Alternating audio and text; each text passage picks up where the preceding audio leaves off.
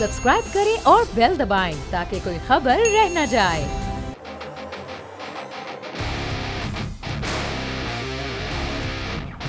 Welcome back once again. जिस तरह से हम बजट की खुसूसी ट्रांसमिशन का सिलसिला जारी व सारी है और जहां हम देख रहे हैं कि वफाकी काबीना की जानिब से इस बजट 2024-25 की मंजूरी दे दी गई है।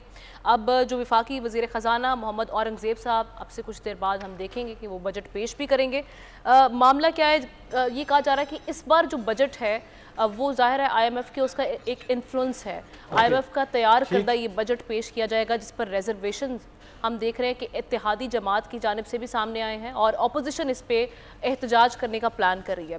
इत्तेहादी जमात पाकिस्तान पीपल्स पार्टी अलबत्ता बजट पर वोट ज़रूर देगी, तहफ़्फ़ुज़ात उनके वहाँ पर मौजूद हैं, लेकिन ये कहा जा रहा है कि वो इसमें वोट भी देगी। कुछ ही देर में अब ये बजट पेश होना है और इस पर ज़ाहिर बात हमेशा से की जाती है कि ज़राअत का सेक्टर है वो टैक्स नेट में नहीं है, रियल स्टेट सेक्टर है वो उस तरीके से टैक्स नहीं देता जितनी रिक्वायरमेंट है। इस पर हम अभी बात भी करेंगे अपने मेहमानों से। और फिर जो रिटेल सेक्टर है वो भी अभी तक टैक्स से उसको इस्तिस्ना हासिल है और वो भी अपनी इनकम पर उस तरीके से टैक्स नहीं देता।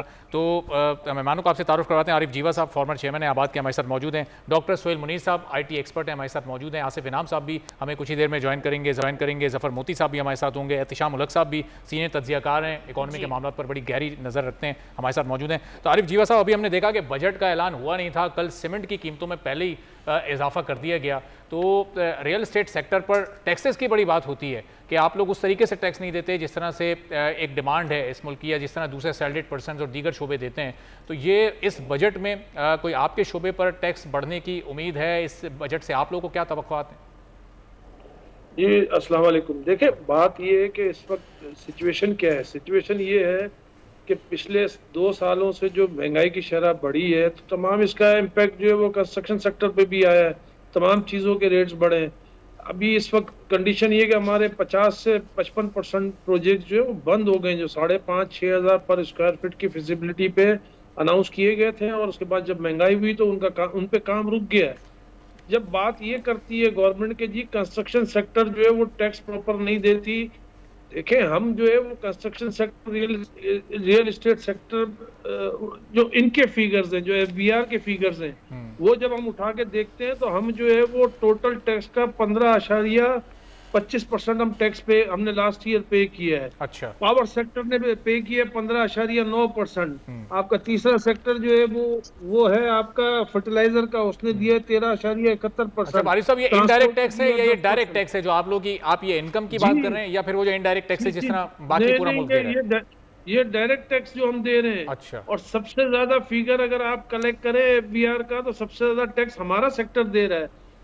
मसला ये गवर्नमेंट के साथ ये इस गवर्नमेंट के साथ नहीं, हमेशा से मसला है कि जो सबसे ज्यादा टैक्स देता है उसी को जो है वो आप प्रेशराइज करते हैं, उसी को जो है वो आप चलने नहीं देते। देखें, जब आप नेगेटिव गवर्नमेंट न्यूज चलाती है कि जी हम इनको जो है वो टैक्स नेट में हमारा मुतालबा क्या है, हमेशा से हम एक ही मुतालबा करते हैं कि ये नॉन फाइलर की इस्तिलाह जो है इसको खत्म करें।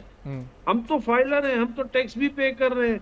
जो नॉन फाइलर टैक्स पे नहीं कर रहा है उसके ऊपर आप हाथ डालें। हम तो नहीं कहते कि आप नॉन फाइलर को रखें।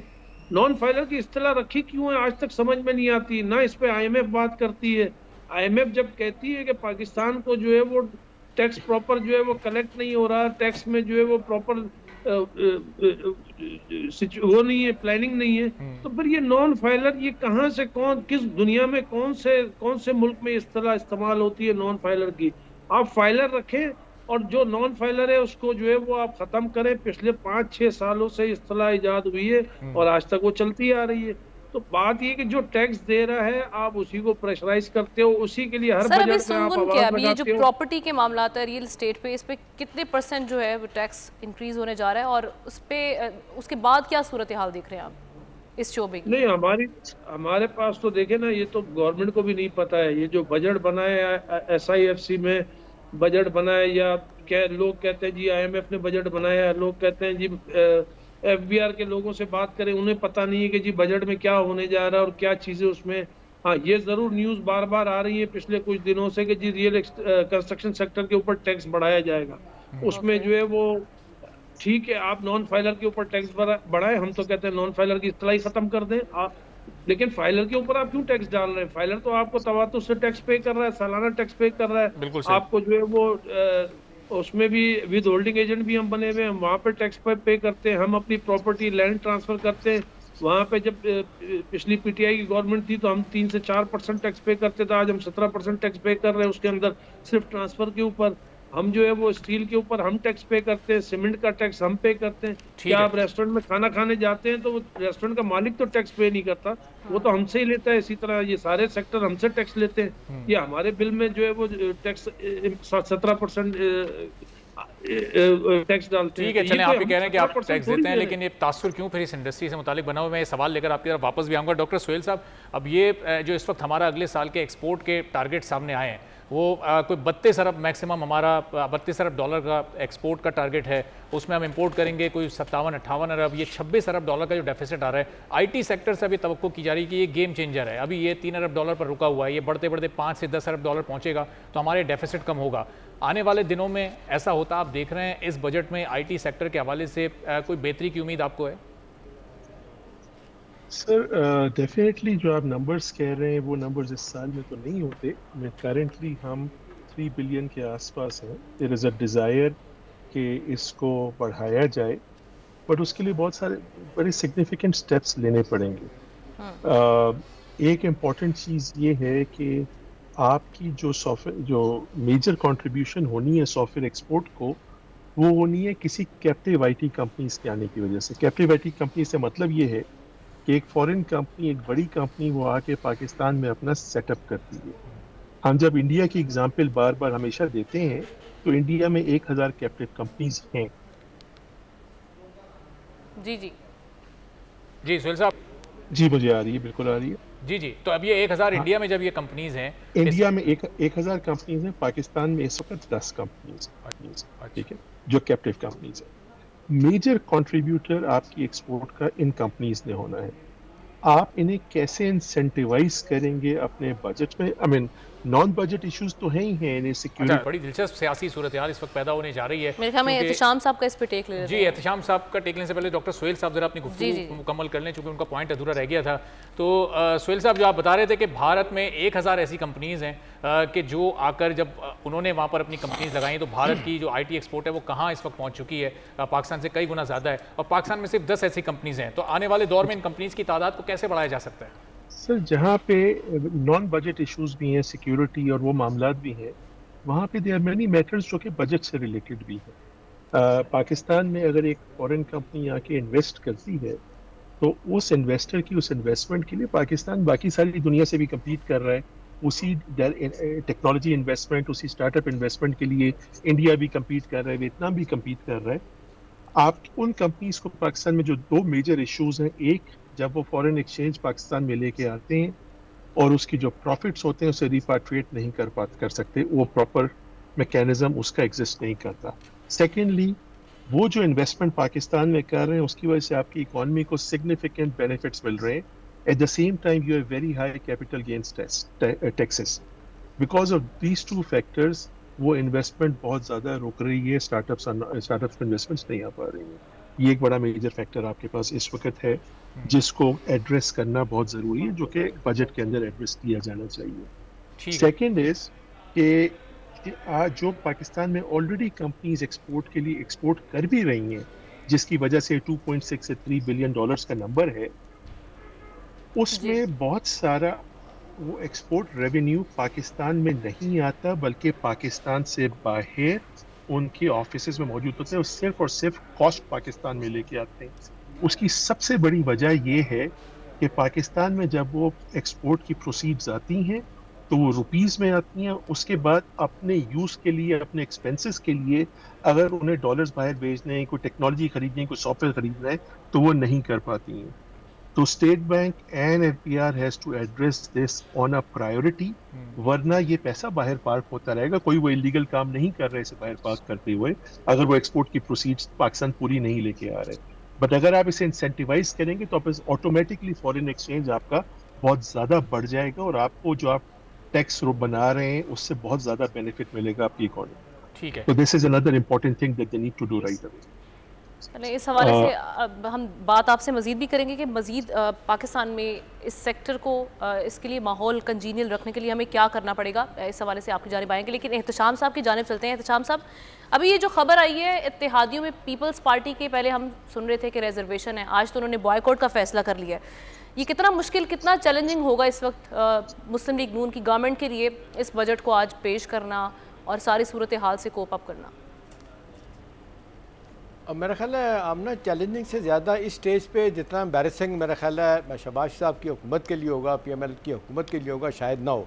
मतलब इस नाजुक मोड़ पे जबकि उनको बड़ी ज़बरदस्त ज़रूरत है इत्तेहादियों की कि वो साबित कर सकें, बता सकें, मैसेज दे सकें कि ये कंसेंसस से हम इत्तेहादियों के साथ मिल के हमने बजट पेश किया है। तो बड़े खूबसूरत तरीके से आज पीपल्स पार्टी ने अपने आप को अलहदा कर लिया। पिछले चंद दिनों से जो खबरें आ रही हैं बड़ी मेरा ख्याल है ख़तरनाक हैं। और आप देख लें अगले दिन उन्होंने कहा, मंजूर वसान साहब ने कहा कि जिस दिन हम मंजूर वसान साहब की स्टेटमेंट, हाँ जी वही उसी पे भी आ रहा हूँ जी, हाँ उस पर भी आता हूँ। देखिए फारूक सत्तार साहब ने कहा था कि जी हम जिस दिन पीछे हटेंगे हुकूमत गिर जाएगी। फिर आपने देखा कि अगले दिन मुलाकात हुई अपने इनके लीडर की खालिद मकबूल सिद्दीकी की प्राइम मिनिस्टर के साथ। वहाँ पे भी जो बातें सामने कहा कि उन्होंने अपने तहफ़्फ़ुज़ात का इज़हार किया।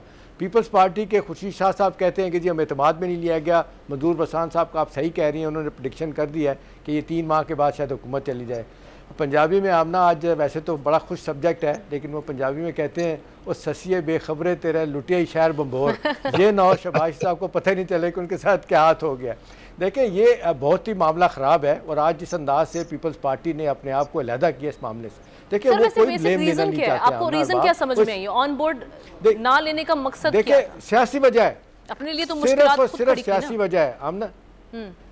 देखिए आमना ये सिर्फ सियासी वजह है। देखिए आप मुतालबात तो पेश कर देते हैं, आप कोई बंदा कह दे कि जी 35, 40, 60% तनख्वाहें बढ़ा दी जाए, इससे तो कोई बात नहीं बनती। उन्हें पता है कि बढ़ाना तो इन्होंने नहीं है। ये वही है जो बानी PTI ने किया था, जाते हुए 10 रुपये पेट्रोल की कीमत, 10 रुपये बिजली की कीमत करके कम करके चले गए थे कि भुगतेंगे बाकी। इस तरह बाकी सियासी जमातें वो कहते हैं ब्रंट तो सारा इस वक्त जो है ना PML गवर्नमेंट पे आएगा, गालियाँ इन्हें पड़ेंगी, एक्विजिशन इन पे आएगी, इल्जामात इन पे लगेंगे। पीपल्स पार्टी के आप किसी भी लीडर से बात करें वो हमेशा कहते हैं कि हम तो हुकूमत का पार्ट है ही नहीं, हम तो काबीना में नहीं है। जब आप काबीना में नहीं है तो फिर आपसे मशवरा क्यों किया जाएगा? आपने तो सिर्फ सपोर्ट से हुकूमत बनवा दी है। देखिए बात ये नहीं है अरबाब, बात ये नहीं, देखें बात समझने वाली है कि सारे आईनी ओहदे आपने ले लिए।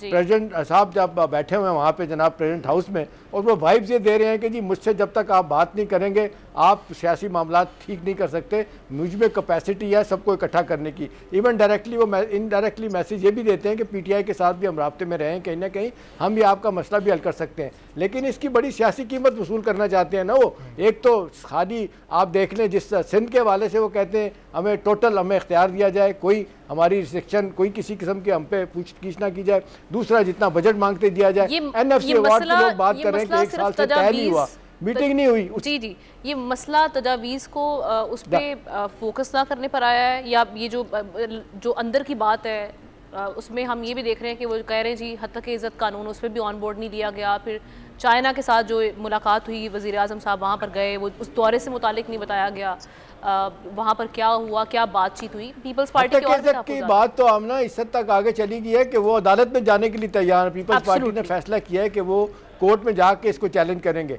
देखें ये मेरा ख्याल है इसको आप कहते हैं पोस्चरिंग, बड़े खूबसूरत तरीके से आप कर रहे हैं, मैसेजिंग, सिग्नलिंग। क्या इंसेंटिव मजीद लेना चाहते हैं, क्या साइशें और लेना चाहते हैं, क्या कुछ हुकूमत से हासिल करना चाहते हैं, और प्रोसेस में आप और मुझे दुनिया को मैसेज दे रहे हैं कि जी हम तो पार्ट ऑफ द गवर्नमेंट नहीं है, यही फैसले कर रहे हैं, नाम से पूछ रहे हैं। तो मेरा ख्याल है इस नाजुक मोड़ पे ये बहुत बड़ा धचका है इनके लिए। दूसरी बात बजट के हवाले से आमना देखें, जो इंटरेस्टिंग बात है, लाइटर नोट पे बात करूँगा।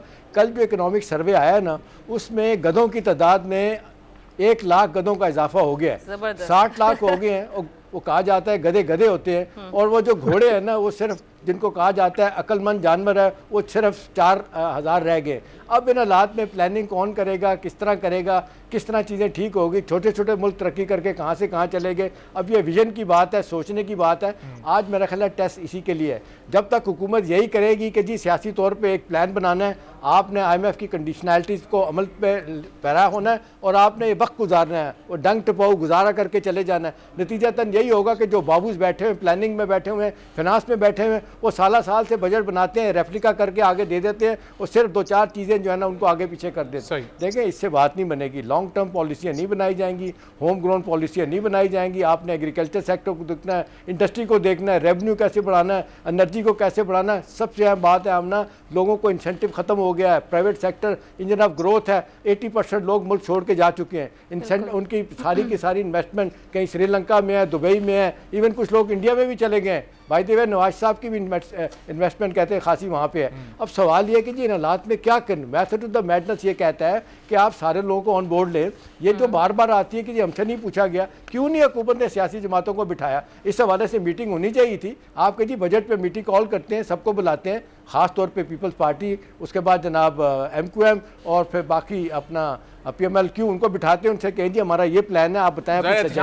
बजट इजलास शुरू होने वाला था, उससे पहले पीपल्स पार्टी ने फैसला कर लिया है और ये उनकी जानिब से कहा गया कि जी वोट, पहले कहा जा रहा था वोट दिया जाएगा, लेकिन अब कहा जा रहा है टोटली इस इजलास का ही बॉयकॉट किया जाएगा। इसके असरात क्या होंगे, अभी तो इस हवाले से नेगोशिएशन हम देख रहे हैं कि चल रही है। ठीक है, चलें एहतिशाम साहब से इससे पहले मैं सवाल पर बात करें तो आरिफ जीवा साहब, आप और डॉक्टर सुहेल साहब से मैं ज़रा ये शॉर्टली पूछ लूँ कि ये हमें बात तो करनी थी, आप लोग के सेक्टर्स किस तरह से तरक्की कर सकते हैं, कैसे टैक्सेशन में अपना अपना हिस्सा डाल सकते हैं, लेकिन ये जो कुछ हो रहा है आप लोगों के भी सामने है। तो जीवा साहब पहले आप इस पर कमेंट कर दीजिएगा ज़रा। देखें, ये तो मेरे ख्याल है बहुत हमारे लिए तो बहुत अच्छी न्यूज़ है कि पीपल्स पार्टी जो है वो, जो हम कह रहे थे कि हमें भी ऑन बोर्ड नहीं लिया गया, तो उन्होंने भी यही बात की और बाइकाट करने जा रही है। मेरे ख्याल है MQM को भी ये करना चाहिए। लेकिन मेरी ज़ाती राय में ये इशू जो है PDSP का या किसी तनख्वाहों का नहीं है। कल बड़ा सख्त बयान दिया है फाइनेंस मिनिस्टर ने भी, फैसल वावड़ा ने भी, कि जी PIE और स्टील मिल की हर सूरत में प्राइवेटाइजेशन होगी और उन दोनों इदारों में सबसे बड़ा स्टेक जो है पीपल्स पार्टी का है। उसमें जो है वो पीपल्स पार्टी के तहफ़्फ़ुज़ात हैं हमेशा से कि जी PIE और चलिए उनके तहफ़्फ़ुज़ात सुन भी लेते हैं, आप साथ ही रहिएगा सर। वज़ीर आज़म बजट की दस्तावेज़ पर दस्तखत कर चुके हैं, तो एहतिशाम साहब अगर ये सूरत हाल रहती है, अगर पीपल्स पार्टी के मुतालबात मान्य है, तो फिर क्या बजट इजलास, बजट की अनाउंसमेंट आज हो सकेगी, नहीं हो सकेगी, ताख़ीर का शिकार हो जाएगी? वो डॉक्यूमेंट वज़ीर आज़म साइन कर चुके हैं, उसमें तो फिर बहुत सारी चीज़ें उसमें तरमीम करना पड़ेगी अगर पीपल्स पार्टी की डिमांड्स मानते हैं तो। देखिए रबाब, आज ये जो वाक़या हुआ है इसकी टाइमिंग बड़ी इंपॉर्टेंट है। बड़ा तुर्क का पत्ता इस वक्त पीपल्स पार्टी ने खेला है और बिल्कुल सही बात है कि पिछले कई दिनों से बातें जो हो रही हैं उनमें तो ये PIA की और स्टील मिल की जो आप प्राइवेटाइजेशन है इसके वो ख़िलाफ़ हैं कि मत करें। दूसरा वो NFC के बारे में जो प्राइम मिनिस्टर भी कह चुके हैं और SN इकबाल भी कह चुके हैं कि इसको रिव्यू करना पड़े तो इसमें कोई हर्ज नहीं है। तीसरी बात है कि जो रिसोर्स मोबिलाइजेशन फार्मूला है डिस्ट्रीब्यूशन का, उसको भी कहते हैं कि आप जनाब इसको नज़रसानी करें, क्योंकि सूबे उनके पास 60% बजट चला गया, 40% रह गया हुकूमत के पास। तो मेरा ख्याल है अब इन हालात में हुकूमत के पास सवाल ये कि वो क्या कर सकती है। देखिए ये क्राइसिस पीरियड है, अल्लाह ना करे कि ऐसा हो कि गुस्से में नवाज शरीफ साहब कहें शहबाज साहब को कभी बाहर आ जाओ छोड़ के सब कुछ, ये तो हम पे ही सारा बोझ डाला जा रहा है, हमसे ही एक्सपेक्ट किया जा रहा है कि सारी चीज़ें चलाएं। तो मेरा ख्याल है बड़ा मुश्किल होगा इस स्टेज पे सारा कुछ हुकूमत की बातें, हुकूमत से जो बातें मनवाने की बात हो रही है उसको मनवा लिया जाए। अभी मुझे हुकूमत इस पोजीशन में ही है कि 30% 35% तनख्वाहें बढ़ाएं, किस तरह बढ़ाएंगे? ये थोड़ा बहुत जो बढ़ाने की बात भी हो रही है इसका भी इम्पैक्ट बहुत ज़्यादा होगा। अभी जो सिचुएशन में हुकूमत फंसी हुई है मुस्लिम लीग नून की गवर्नमेंट, उनके लिए तो बड़ा मुश्किल सूरत हाल है, उसमें कुछ ना कुछ तो मानना पड़ेगा तभी जाके मामला बनेगा ना, वरना जिस तरह से आप बात करेंगे बड़ी ये आमना सही कह रही है, आमना ये सही कह रही है कि देखें ये क्रिटिकल मोमेंट है कि बजट इजलास ही नहीं हो रहा। बजट इजलास 4 बजे होना था, आप देख लें 6 बजने के 5:30 से ज़्यादा टाइम का वक्त हो चुका है। अब ये अगर नहीं होता तो सारी दुनिया देख रही है और सारे चैनल देख रहे हैं, 10 तारीख से 12 पर आए, 4 से अब हम 6 पे हुकूमत करीब पहुंच गए हैं, लेकिन ये बजट चले गए। तो मेरा ख्याल है ये कोई गिव एंड टेक होगा। एपेरेंट लगता है कि कुछ बातें मनवाने में कामयाब हो जाएंगे और पीपल्स पार्टी यही कहेगी कि जितना मांगा थोड़ा भी मिल गया, बड़ी बात है। मैं जरा वापस भी आपकी तरफ आता हूँ डॉक्टर सुहेल साहब, आपसे सवाल यही बनता है कि ना सियासी जमातों को हुकूमत ने एतमाद में लिया, ना रियल एस्टेट सेक्टर को एतमाद में लिया, ना एग्रीकल्चर सेक्टर को एतमाद में लिया, IT सेक्टर को एतमाद में लिया है हुकूमत ने इस बजट से पहले या नहीं?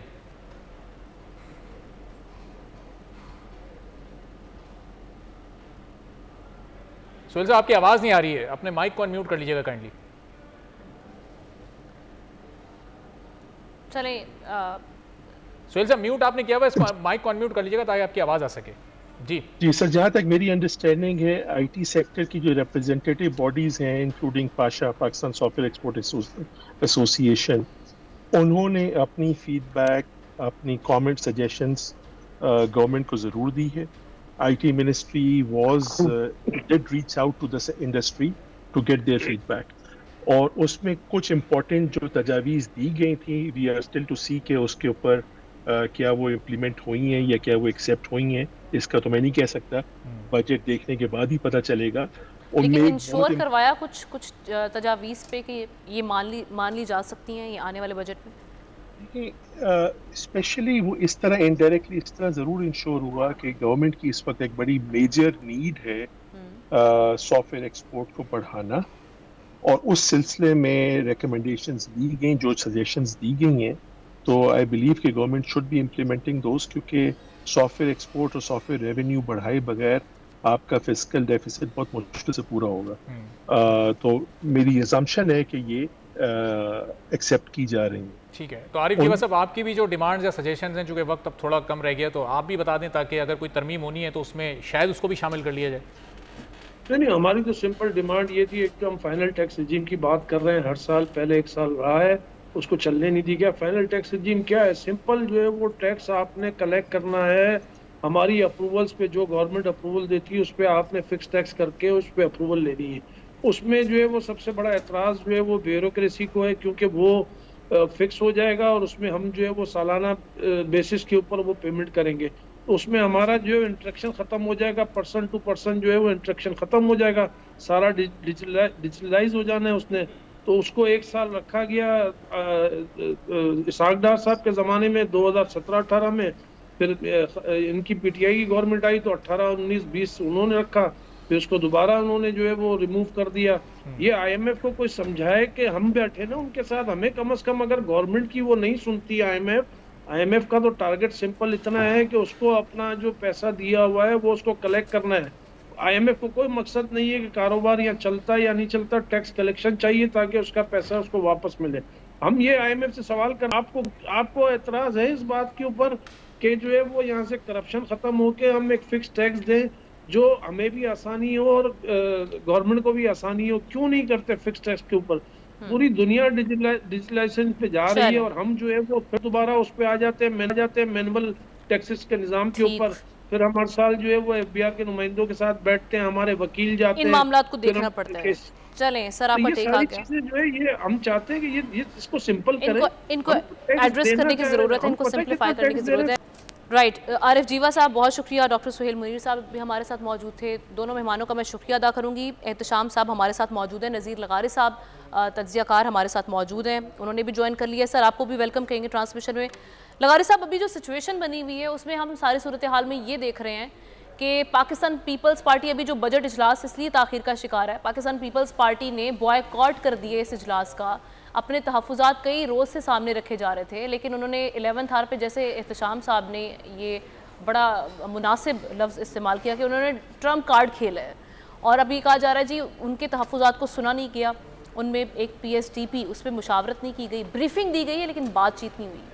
ये सर वही मामला हुआ ना, हाथी निकल गया दुम रह गई है, इसको निकालना कितना नहीं, असल मामला हाथी कुछ नहीं है, अब तो दुम ही दुम है। असल मामला तो ये हो गया है कि सूरत हाल ऐसी हो चुकी है कि हाथी का मामला उसने दुम से लटक गया है, पूरा हाथी जो उसके ऊपर खड़ा हुआ है। पर प्रॉब्लम ये हो गई है कि इन्होंने हर चीज़ को बिल्कुल ऐसे लिया, आसान लिया, हर चीज़ को ईजी लिया, और उन्होंने समझा कि भी ठीक है, सबको मना कर ले आएंगे और बिठा देंगे और कहेंगे कि जनाब दीजिए, हमने बजट बना दिया, अब आप इसको पास करें, अपना अंगूठा लगाएं और इसको आगे कर दें। तो इस तरह वैसे हो सकता है कि मादी में ये होता भी रहा हो, इस तरह के काम होते रहे हों, लेकिन जब सबकी अपनी क्रेडिबिलिटी पर, साख पर क्वेश्चन हो रहा है, और पाकिस्तान पीपल्स पार्टी इक़्तिदार में क्यों है, एक ऐसी हुकूमत के साथ क्यों है जो एक तो ये कि उसके साथ बाहमी मुशावरत तक करने को तैयार नहीं है, और वो सिर्फ एक बात चाहती थी कि जी आप आएँ और हुकूमत में शामिल हो जाएं।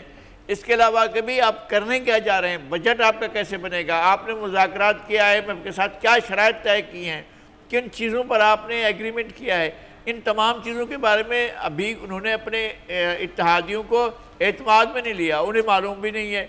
आप चीन के दौरे पर गए, चीन में क्या मुज़ाकरात हुए, किन चीज़ों को आप रखते, पीपल्स पार्टी की तरजीहात थी। हमें ज़ाती तौर पर अपने ज़राए से ये मालूम था कि पीपल्स पार्टी चाहती ये थी कि एग्रीकल्चर सेक्टर को ज़्यादा अहमियत देकर वहाँ बात की जाए। और आपने कौन से रूट्स लिए हैं, किन किन चीज़ों पर कहा क्या डेवलपमेंट होगी, किसी को अभी तक कुछ पता नहीं है। और चीन की तरफ से जो आ रहा है कि जनाब आपने तो वो चीज़ें पूरी नहीं की हैं जो आपके करने की थी, तो अब ये मामला क्या है कि क्या मामला खटाई में पड़ गया है? असल सूरत हमारे सामने अब तक नहीं है।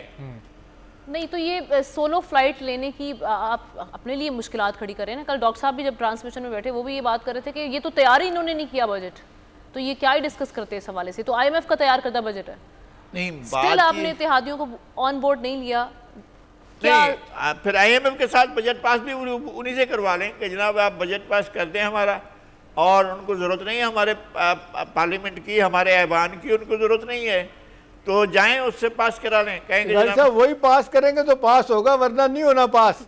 करना IMF नहीं पास है, नहीं वही कल कह दिया हमारे फाइनेंस मिनिस्टर ने कि कोई प्लान भी नहीं है हमारे पास सिवाय IMF के पास जाने के। नहीं, अगर है तो कम अज कम अपने इत्तेहादियों को तो एतमाद मिले, उन्हें तो एतमाद में लेना चाहिए जिन लोगों के साथ चल रहे हैं। ठीक है, अच्छा ये बजट बिल्कुल ठीक बात है, और ये समझ नहीं आती कि इतने इंपॉर्टेंट मौके पे आज बजट पेश होना है तो इत्तेहादियों को क्यों नहीं ऑन बोर्ड लिया गया। अच्छा, अभी इत्तेहादियों वाला मामला अभी भी पेंडिंग में, अब देखते हैं क्या नतीजा निकलता है। लेकिन इसहाक डार साहब ये कह रहे हैं कि आज कौम को खुशखबरी मिलेगी। अब इस बजट से मुतालिक वो बात कह रहे हैं कि कुछ ऐसी अच्छी खबरें हैं जो वजीर खजाना की बजट स्पीच का हिस्सा होंगी। ये भी कह रहे हैं बनाने में कामयाब हो गए हैं पीपल्स पार्टी। हाँ, वो चैम्बर में जो मुलाकात रही है वो कामयाब रही है। तो अब इससे मुतालिक लगाई साहब सवाल पर आप भी कमेंट कीजिएगा, एहतशाम साहब आप भी कीजिएगा कि पीपल्स पार्टी ने इस बजट की ओनरशिप ली, बड़ी अच्छी बात है, एतराज़ किया, हुकूमत की ओनरशिप क्यों नहीं ली, काबीना का हिस्सा वो क्यों नहीं बने। नून लीग ने कई मौक़ों पर उनको कहा आए जी काबीना का कैबिनेट का हिस्सा बने।